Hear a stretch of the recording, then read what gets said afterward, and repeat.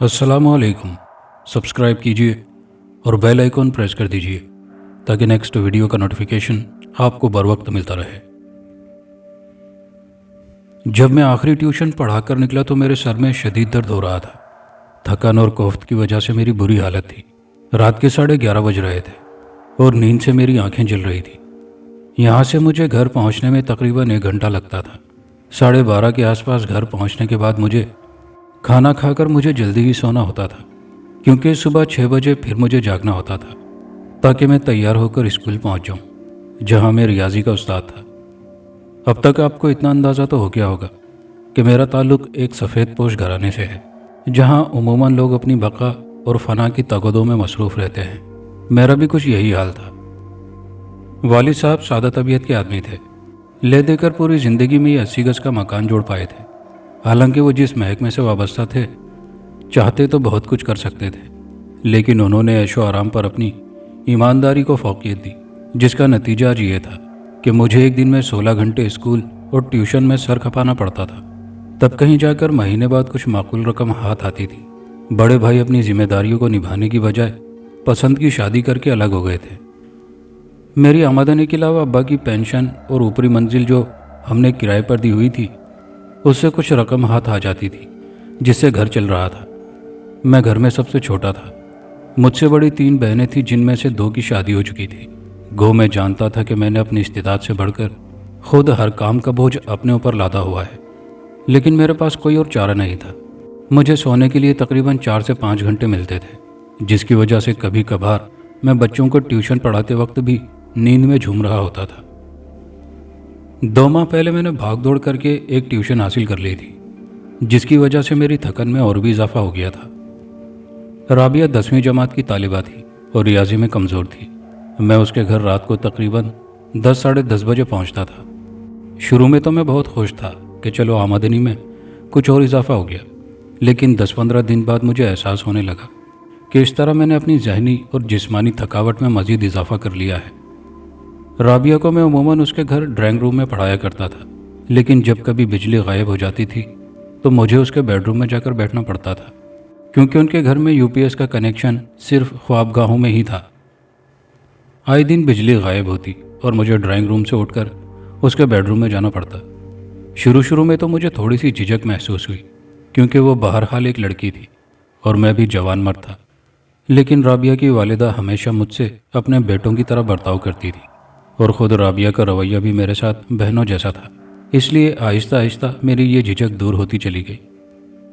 उस रोज़ मुझे 2 जगह ट्यूशन से फ़ोन आ गया कि आज उनके यहाँ कोई दावत है और एक को कहीं जाना था, इसलिए मैं पढ़ाने ना आऊँ। मैंने सुकून का सांस लिया कि आज जल्दी घर पहुँच सकूँगा। कभी कभार ऐसा हो जाता था कि किसी को ट्यूशन से फ़ोन आ जाता था, किसी ज़ाती काम की वजह से आज वे ट्यूशन नहीं पढ़ सकेंगे। ऐसी सूरत हाल में मेरे लिए यही अय्याशी होती थी, जल्दी घर पहुंचकर ज़रा अच्छी नींद ले लूं। और आज तो ट्यूशन से छुट्टी मिल गई थी। मैंने राबिया की वालिदा को फ़ोन किया कि अगर आज मैं जल्दी आ जाऊं तो कोई मुज़ायक़ा तो नहीं। उन्होंने हामी भर ली।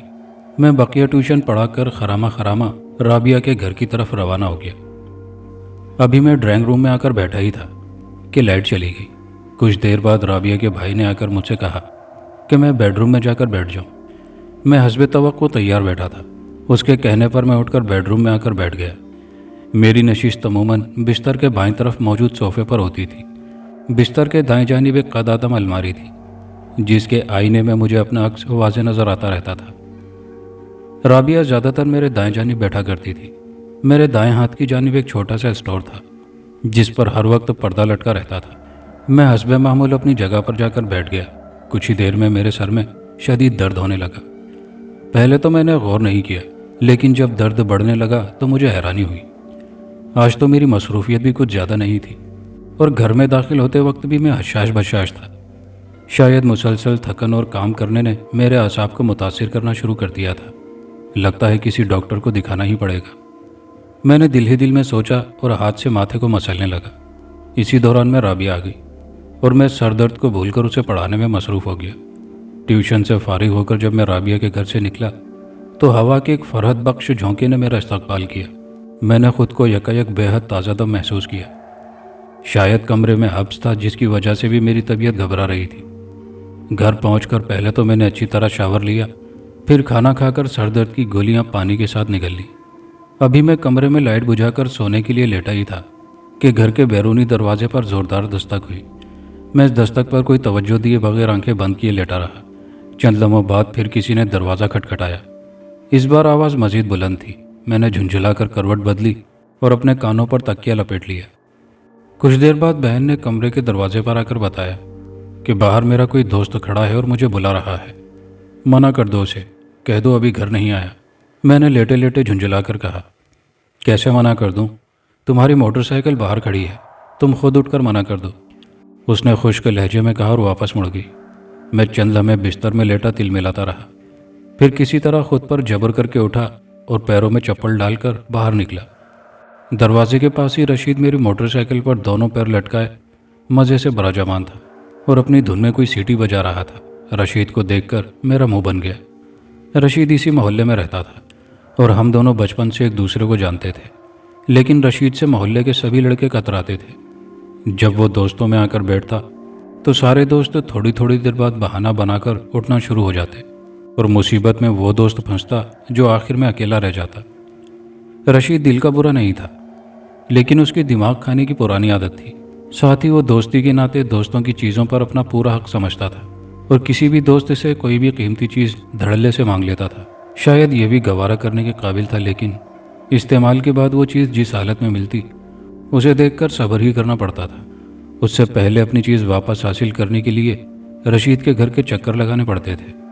वहाँ रशीद के अब्बा अलग झेलने पड़ते थे। जो ही कोई दोस्त रशीद के घर पहुँचता तो अंदर से उसके अब्बा चिल्लाना शुरू कर देते कि कैसे आवारा लड़कों को दोस्त बना रखा है, हर वक्त बेवक्त घर पर पहुँच जाते हैं। इन दोस्तों की सोबत में पड़कर रशीद दिन ब दिन बिगड़ता जा रहा है। दोस्त शर्मिंदा होकर वापस आ जाते थे, मगर मजाल है जो किसी ने कभी रशीद को शर्मिंदा किया हो। यही वजह थी कि उस वक्त रशीद को दरवाजे पर देखकर मेरा मुंह बन गया था। अरे बिलाल, कहाँ गायब हो इतने दिनों से? कल भी घर के 2 चक्कर लगाकर गया था, मगर तुम नहीं मिले। बड़ा ज़रूरी काम था तुमसे। आज तुम्हारी बाइक बाहर खड़ी देखी तो मैंने सोचा कि आज तो तुम घर पर ही होगे।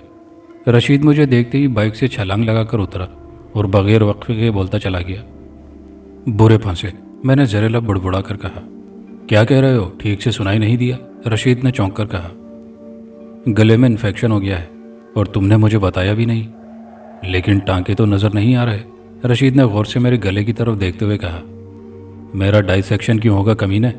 जा पहले अपना पोस्टमार्टम करवा ले, धरती से कुछ बोझ कम हो। मैंने आवाज़ को मज़ीद फंसाकर बोलते हुए कहा कि रशीद की समझ में कुछ ना आ सके। तुम्हारा गला तो बहुत बुरी हालत में है। मेरे जानने वाले एक बहुत पुराने हकीम साहब हैं, कहो तो उनके पास ले चलूं? रशीद ने हमदर्दाना लहजे में कहा। उल्लू के पट्टे, कब्रिस्तान का पुराना गोरकन भी मेरा जानने वाला है। बोल तो तेरी कब्र भी खुदवा दूं? मैंने जलकर उसी तरह फंसी हुई आवाज़ में कहा। भाई तुम क्या कह रहे हो? चलो मैं फिर आ जाऊंगा। वैसे बड़ा ज़रूरी काम था तुमसे। अगर वो 1-2 दिन के लिए तुम्हारी। रशीद ने सर खुजाते हुए कुछ कहना चाहा, मगर मैं उसका मुद्दा समझ गया था। उसकी बात पूरी होने से पहले ही मैंने ज़ोर ज़ोर से खांसना शुरू कर दिया। मेरे अचानक इस तरह खांसने पर रशीद घबरा गया। अच्छा चलो कोई बात नहीं, मैं वसीम से पूछ लेता हूँ। तुम्हारी तबीयत तो बहुत ख़राब लग रही है, रशीद ने बौखलाकर कहा। मैंने चेहरे पर सख्त तकलीफ़ का आलम तारी करते हुए उससे हाथ मिलाए और मजलूम सा मुँह बनाकर वापस घर में आ गया। दरवाज़ा बंद करते ही मेरी नज़र अपनी बहन पर पड़ी, जो दरवाजे के पीछे खड़ी मुँह छुपाए हंस रही थी। मैं उसे घूरता हुआ वापस अपने कमरे में जाकर सोने की कोशिश करने लगा। अगले रोज़ से फिर उसी तरह मसरूफियत का आगाज़ हो गया। रात को जब मैं घर पहुंचा तो इस कदर थका हुआ था कि अगले रोज़ जागने के ख्याल से कोफ्त होने लगती थी। सुबह वक्त पर उठना तो कम से कम मेरे लिए बड़े दिल गुर्दे का काम था। अब अक्सर ऐसा होने लगा था कि सारा दिन गुजारने के बाद जब राबिया को ट्यूशन पढ़ाने पहुंचता था तो मेरी हिम्मत जवाब दे जाती थी। उसके घर की घंटी बजाते ही मैं दिल ही दिल में दुआ कर रहा होता था कि आज वो घर पर ना मिले। कभी किसी को दरवाज़ा खोलने में खुद देर होती थी तो मैं सोचता था कि मौका अच्छा है, चुपके से वापस चला जाता हूँ। कल आकर कहूँगा कि मैं तो आया था, मगर किसी ने दरवाज़ा खोला ही नहीं। मगर हकीकत ये थी कि ये सब महज तसल्लियाँ थी और मैं इनमें से कुछ भी नहीं कर सकता था। बहैसियत उस्ताद मेरी एक साख थी और इसमें रहने के लिए मुझे इस साख को बरकरार रखना ज़रूरी था। राबिया को उसकी ख्वाबगाह में ट्यूशन पढ़ाते वक्त जब भी मेरी नज़र अलमारी के कदादम आईने में मौजूद अपने अक्स पर पड़ती तो मुझे अपना चेहरा शदीद वहशतज़दा और बरसों का बीमार मालूम होता। अलबत्ता उसके घर से बाहर निकलते ही मैं खुद को बड़ा हल्का फुल्का महसूस करता। शायद ये घर लौटने की तमानियत का एहसास था। लेकिन कुछ रोज़ बाद मेरे साथ यकी बाद दीगरे ऐसे वाक़यात पेश आए जिन्होंने मेरी ज़िंदगी तहोबाला करके रख दी।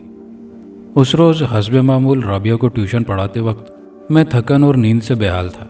राबिया को मैंने कुछ सवाल हल करने के लिए दिए थे और वो सर झुकाए उन्हें हल करने में मसरूफ़ थी।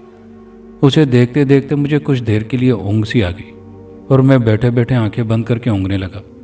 न जाने मैं कितनी देर इसी तरह बैठा ऊँघता रहा कि अचानक मुझे किसी ने ज़ोर से धक्का दिया और मैं हड़बड़ाकर राबिया पर गिरते गिरते बचा।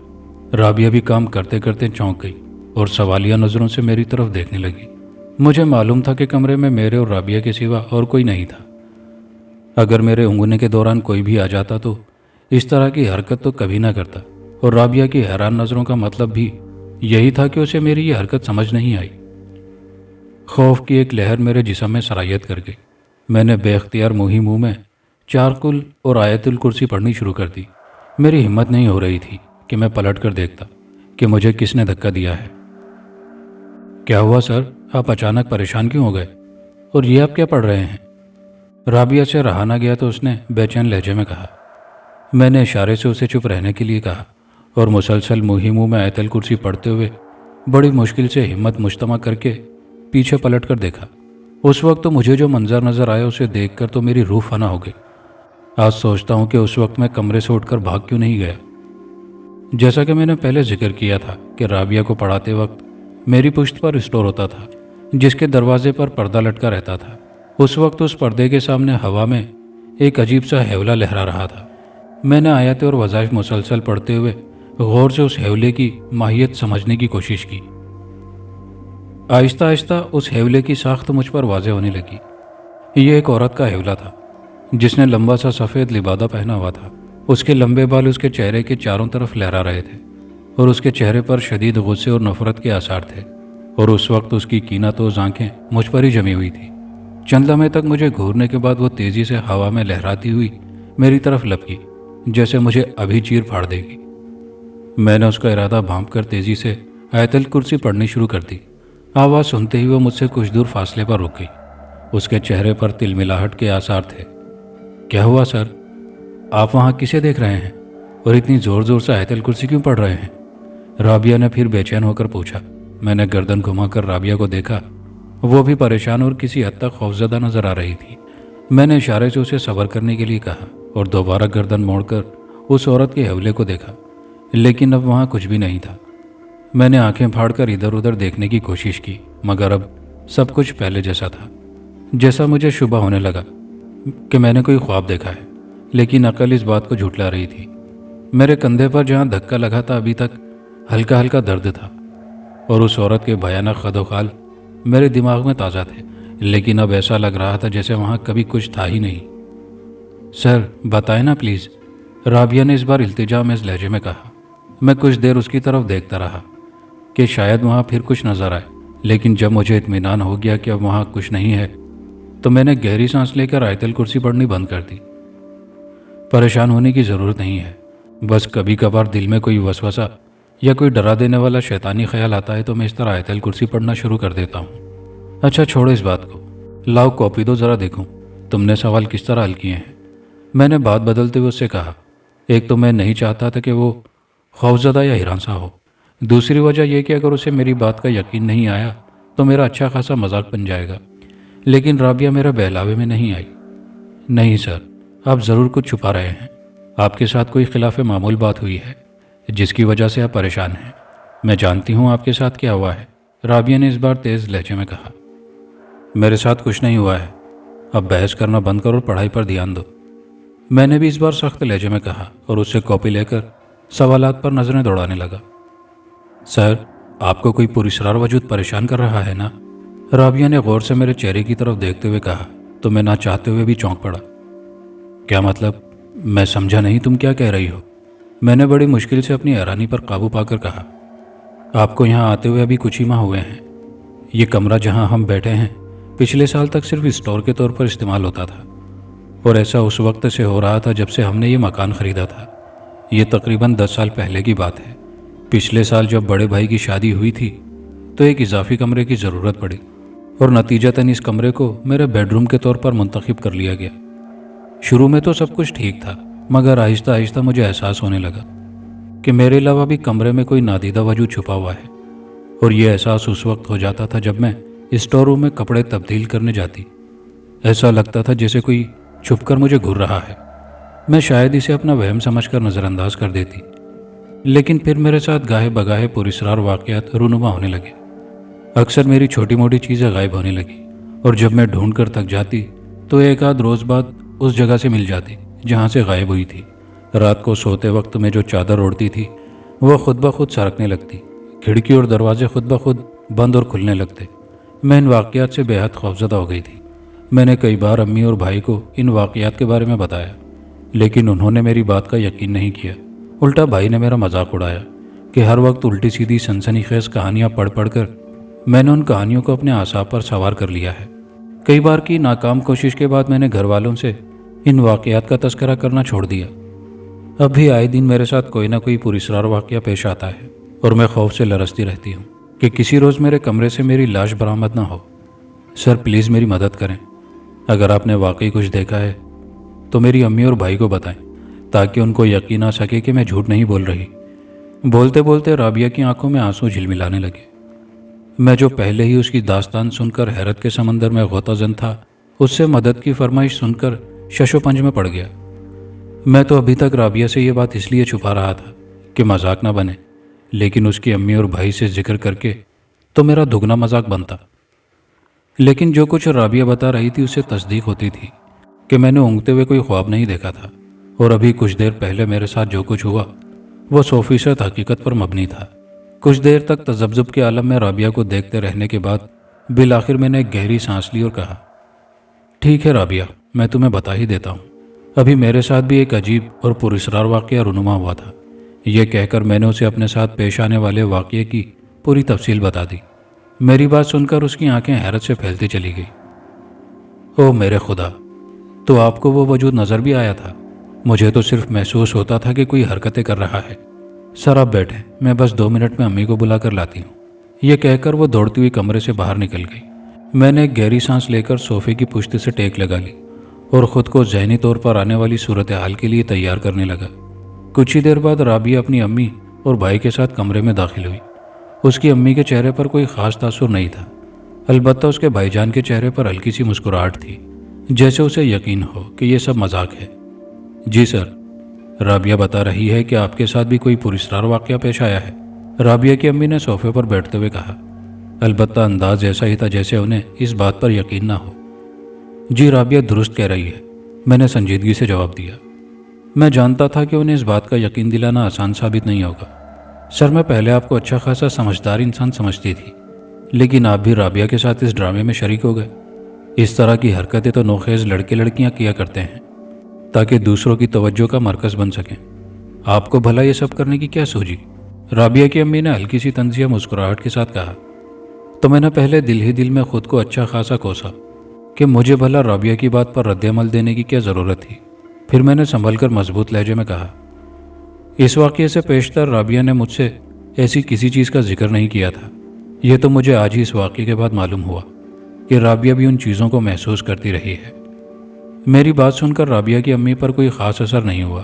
انہوں نے اس طرح طنزیہ لہجے میں کہا، اچھا چلیں یہ تو بتائیں کہ آپ کے ساتھ ہوا کیا تھا۔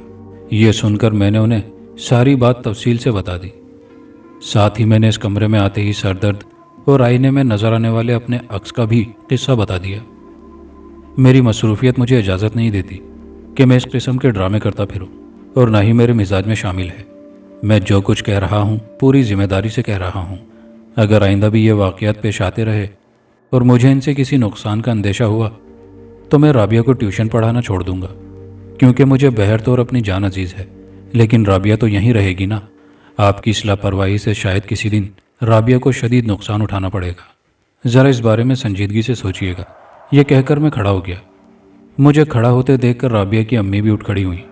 اس روز گھر آ کر میں کافی دیر تک اس واقعے کے بارے میں سوچتا رہا۔ پہلے تو میرے دماغ میں یہی خیال آیا کہ جیسے تیسے یہ مہینہ پورا کر کے رابعہ کو ٹیوشن پڑھانا چھوڑ دوں، لیکن کم وقت دل نے اس خیال پر عمل درآمد کرنے سے روک دیا۔ ساتھ ہی مجھے یہ تقویت بھی دی کہ اگر میں وظائف کا ورد کروں تو یہ چیزیں مجھے نقصان نہیں پہنچا سکتی، جو میں اپنی آنکھوں سے دیکھ چکا تھا۔ کافی دیر کی سوچ بچار کے بعد میں نے یہ ٹیوشن جاری رکھنے کا فیصلہ کیا اور سر لپیٹ کر سونے کی کوشش کرنے لگا۔ اگلے روز جب میں رابعہ کو ٹیوشن پڑھانے پہنچا تو اس نے مجھے خوشخبری سنائی کہ میری باتوں کا تھوڑا بہت اثر اس کی امی پر ہوا تھا، اور اس جمعے کو وہ گھر پر قرآن خوانی کروا رہی تھی تاکہ اگر گھر میں کسی طرح کے بد اثرات ہیں تو وہ دور ہو سکیں۔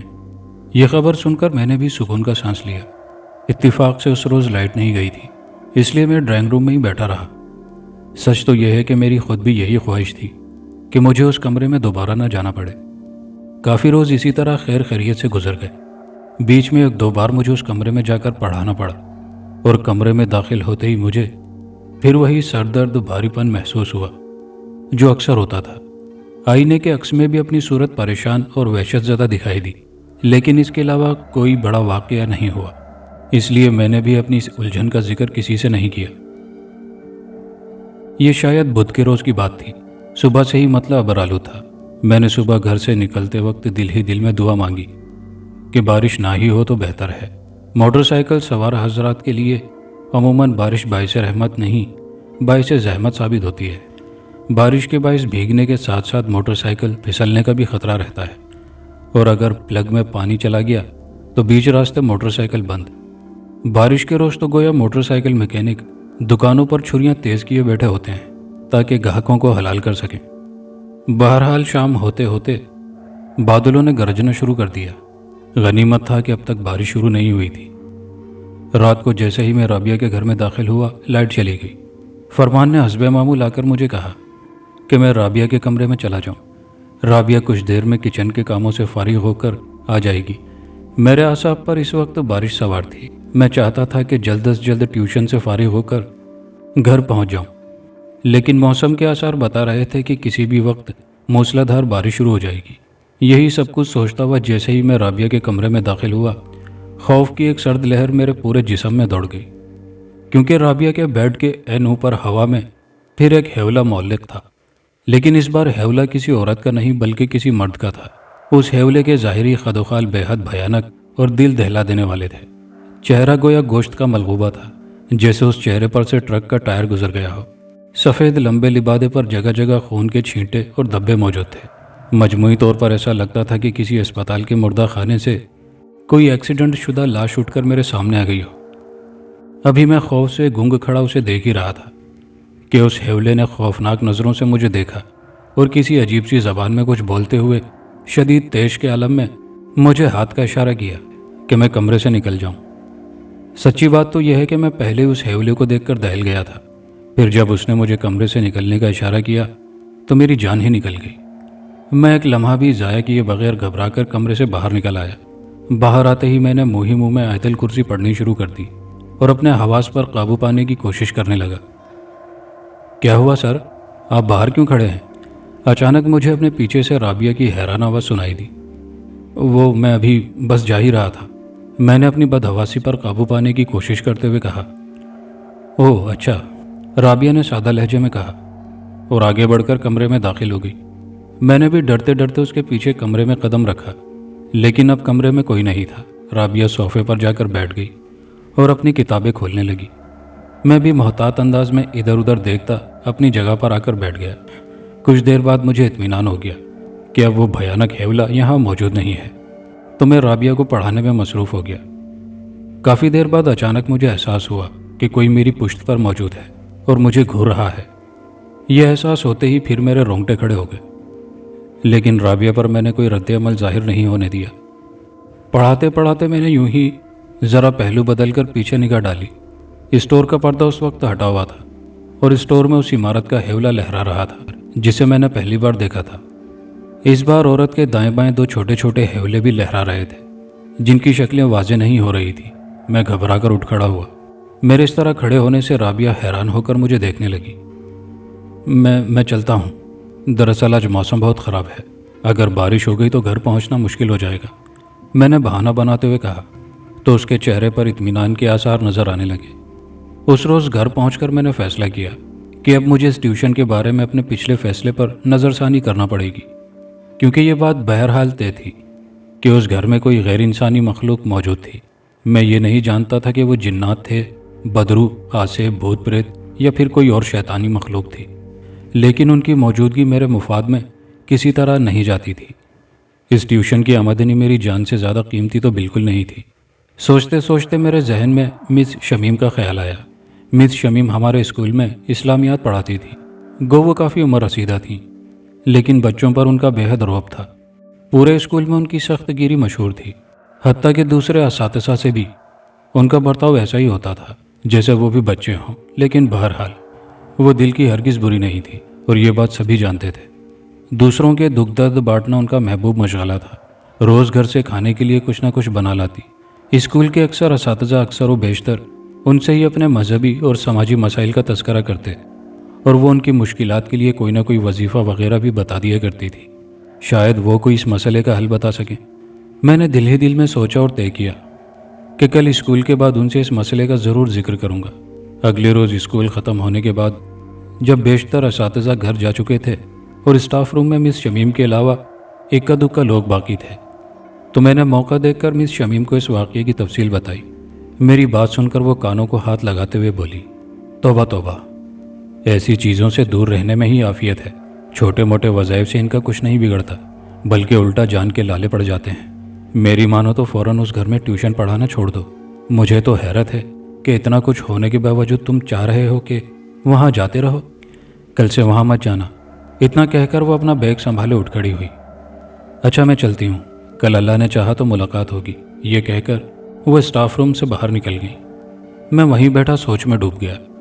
سوچا تو میں نے بھی یہی تھا کہ رابعہ کو پڑھانا چھوڑ دوں۔ معاف کرنا بلال، میں تم سے کچھ کہنا چاہ رہا تھا۔ اچانک مجھے ذوالقرنین کی آواز نے چونکا دیا۔ ذوالقرنین ہمارے اسکول میں سائنس کا ٹیچر تھا۔ ابھی اسے آئے کچھ ہی عرصہ گزرا تھا، لیکن اپنی زندہ دلی، پر اعتماد شخصیت اور پرخلوص طبیعت کے باعث اس نے جلدی بچوں اور دوسرے اساتذہ کو اپنا گرویدہ بنا لیا تھا۔ وہ اس وقت بھی اسٹاف روم میں موجود کچھ کام میں مصروف تھا جب میں مس شمیم سے بات کر رہا تھا۔ ہاں ہاں کہو، کیا بات ہے؟ میں نے حیران ہو کر کہا۔ دراصل تمہاری اور مس شمیم کی باتوں کی آواز مجھ تک بھی آ رہی تھی۔ معاف کرنا، میں نے دانستہ تمہاری باتیں نہیں سنی، لیکن میں تمہیں ایک مشورہ دینا چاہتا ہوں۔ اگر تمہارا ارادہ اس ٹیوشن کو جاری رکھنے کا ہے تو اس گھر جانے میں کوئی مذائقہ نہیں ہے۔ اس نے کہا تو میں اچھل پڑا۔ ساری بات سننے کے بعد بھی یہی کہہ رہے ہو؟ میں نے حیرانی سے کہا۔ اچھا یہ بتاؤ، ان چیزوں سے تمہیں کبھی کوئی نقصان تو نہیں پہنچا؟ اس نے اطمینان سے سینے پر دونوں ہاتھ باندھتے ہوئے پوچھا۔ نہیں، ابھی تک تو نہیں پہنچا، میں نے کچھ نہ سمجھتے ہوئے جواب دیا۔ کیوں؟ اس نے میری آنکھوں میں دیکھتے ہوئے سوال کیا۔ میں کچھ دیر اسے الجھن کے عالم میں دیکھتا رہا، پھر میں نے کہا، اس کی وجہ تم جانتے ہو۔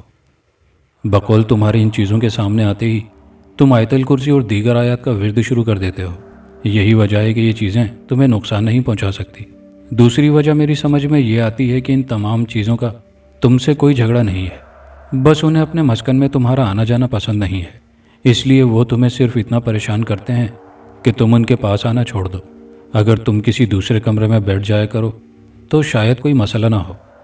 اس نے اطمینان سے تجزیہ کرتے ہوئے کہا تو میں سوچ میں پڑ گیا۔ یار کہہ تو تم ٹھیک رہے ہو، لیکن جب تک میں ڈرائنگ روم میں بیٹھا رہتا ہوں اس وقت تک کچھ نہیں ہوتا۔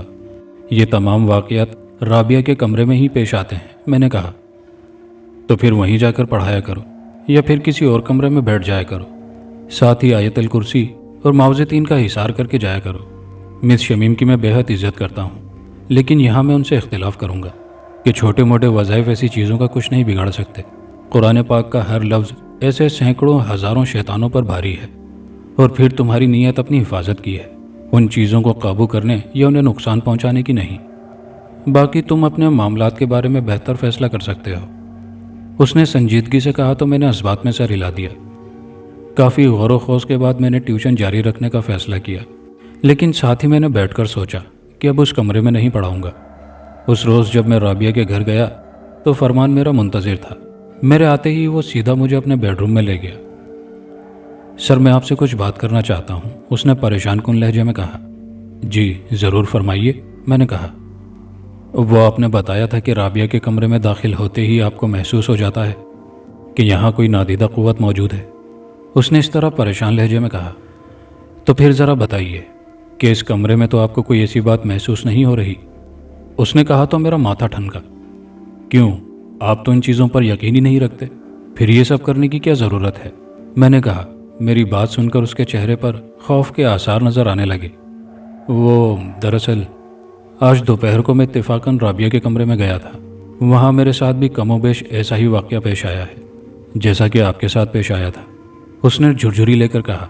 وہ واقعہ دہرانے کی ہمت تو مجھ میں نہیں ہے، بس آپ سے میں یہ تعاون چاہتا ہوں کہ آپ ذرا محسوس کر کے یہ بتا دیں کہ کہیں اس کمرے میں تو کچھ نہیں ہے۔ اس نے کہا تو میری پیشانی پر بل پڑ گئے۔ تو گویا آپ مجھے اس کمرے میں اس لیے لائے ہیں تاکہ اگر کوئی ایسی شے ہو تو مجھے محسوس ہو سکے۔ آپ کو اندازہ نہیں ہے کہ یہ کس قدر دل دہلا دینے والا اور تکلیف دہ احساس ہوتا ہے۔ آج سے پہلے آپ کی بہن دن رات یہ تکلیف جھیلتی رہی، لیکن آپ نے اس پر یقین نہیں کیا۔ آج آپ کے ساتھ پہلی بار ہوا ہے تو آپ خوفزدہ ہو گئے، میں نے تیز لہجے میں کہا۔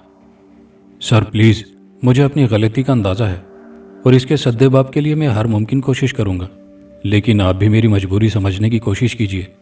میری بیوی ان دنوں حاملہ ہے، میں نہیں چاہتا میری بیوی یا میرے ہونے والے بچے کو کوئی نقصان پہنچے۔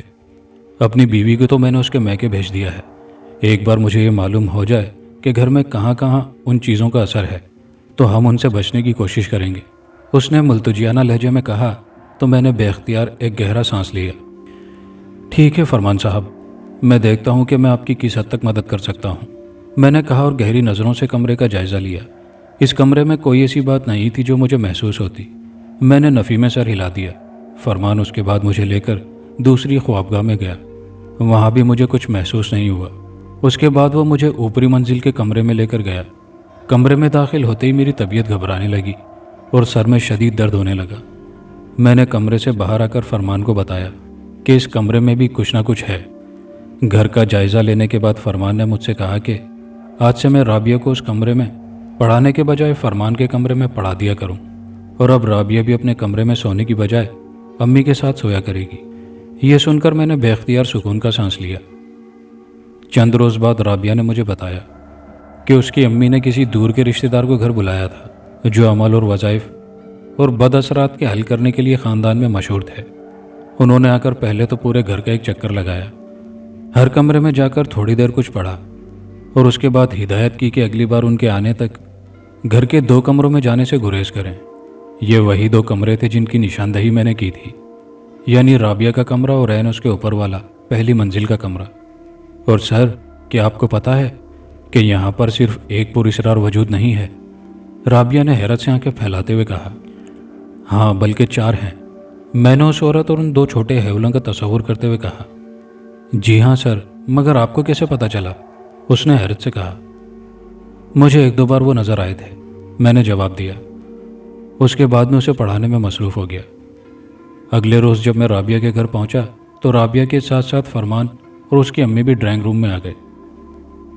سر، میں آپ کا شکریہ ادا کرنا چاہتی ہوں کہ آپ کی وجہ سے ایک بھیانک خطرے کا پتہ چلا، اور میں آپ سے شرمندہ بھی ہوں کہ اس روز میں نے آپ کی بات کا یقین نہیں کیا۔ رابعہ کی امی نے شرمناک لہجے میں کہا۔ آپ کو آگاہ کرنا میرا اخلاقی فرض تھا اور شرمندہ ہونے کی بالکل ضرورت نہیں، معاملہ ہی کچھ ناقابل یقین تھا، میں نے نرم لہجے میں کہا۔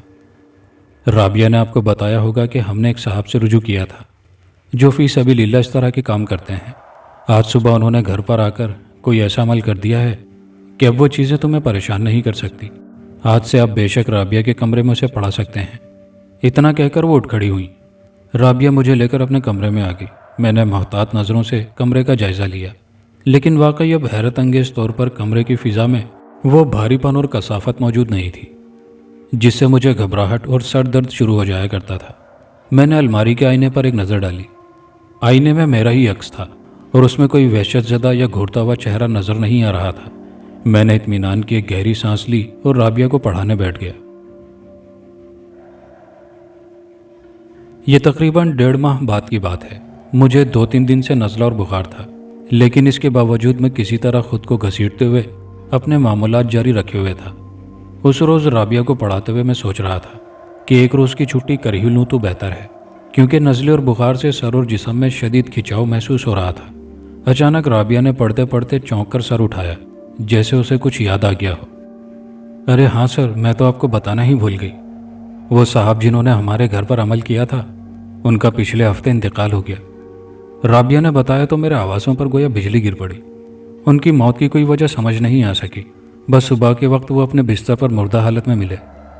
राबिया बता रही थी और मेरा दिमाग साएं साएं कर रहा था। तो क्या वो मखलूक भी अमल से आज़ाद हो गई है? मेरी ये हालत दोबारा उसी वजह से तो नहीं हो रही? कहीं वो इस वक्त भी तो यहाँ मौजूद नहीं है? मैंने घबरा कर इधर उधर देखा। परेशानी के आलम में यह फ़र्क महसूस ही नहीं हो रहा था कि मेरी तबीयत में यह खिंचाव बुखार से है या किसी पुरस्रार वजूद की मौजूदगी से। अचानक मेरी नज़र आईने में मौजूद अपने अक्स पर पड़ी। मुझे अपनी जगह एक वीरान सूरत, वहशत ज़दा और उजड़ा चेहरा नजर आया, जिसकी आंखों के गिर्द हल्के थे और बाल बिखरे हुए थे। उस शख्स ने मेरी आंखों में आंखें डाली और एक सरगोशी सी मेरे दिमाग में गूंजी, तुम आइंदा यहाँ कभी नहीं आना, वरना। दोस्तों, यहाँ कहानी अपने अख्तिताम को पहुंची और कहानी के आखिर में आपकी गुजारिशात पर आपके नाम। तो पहला नाम है हसन रशीद साहब, गुजरांवाला पाकिस्तान से। फैज़ मोहम्मद साहब, ठट्टा पाकिस्तान से। इरम मुनीर साहिबा, सुरजानी टाउन कराची से। तलहा किंग जावेद असगर साहब, शहर का नाम नहीं लिखा इन दोनों हजरात ने। फारूक खान साहब हैं प्रतापपुर, छत्तीसगढ़, इंडिया से। मोहम्मद अनस साहब हैं हैदराबाद, इंडिया से। नजम हसन साहब हैं दुबई से। हुमा समरीन साहिबा, यूपी, फ़र्रुखाबाद से। अलिशबा अली हैं दिल्ली से। इकबाल अली साहब हैं दिल्ली से। जसी राना साहब हैं गढ़ीवाल, होशियारपुर, पंजाब, इंडिया से। एस नसीम अहमद सोहरवर्दी, झांसी, इलाहाबाद से। आकिब कुरैशी साहब हैं यूपी, आगरा से। जोहा खान साहिबा हैं आजमगढ़, इंडिया से। नसीम अख्तर साहब हैं न्यूयॉर्क, अमेरिका से। मोहम्मद अनस साहब हैं अम्बेडकर नगर डिस्ट्रिक्ट, इंडिया से। राव आमिर साहब हैं मुल्तान, पाकिस्तान से। आमिर बदन साहब हैं राजकोट, गुजरात, इंडिया से। और तमीज़ुद्दीन शेख साहब हैं महाराष्ट्र, इंडिया से। दोस्तों, अगर कोई नाम रह गया हो तो आप कमेंट बॉक्स में दोबारा अपना नाम दे सकते हैं। आपके प्यार भरे कमेंट्स का बेहद शुक्रिया। वीडियो को दोस्तों के साथ ज़्यादा से ज़्यादा लाइक शेयर कीजिएगा। कमेंट बॉक्स में अपनी कीमती राय का इजहार कीजिएगा। और चैनल पर नए आने वाले दोस्तों से गुजारिश है कि चैनल को लाजमी सब्सक्राइब कर लीजिए। शुक्रिया।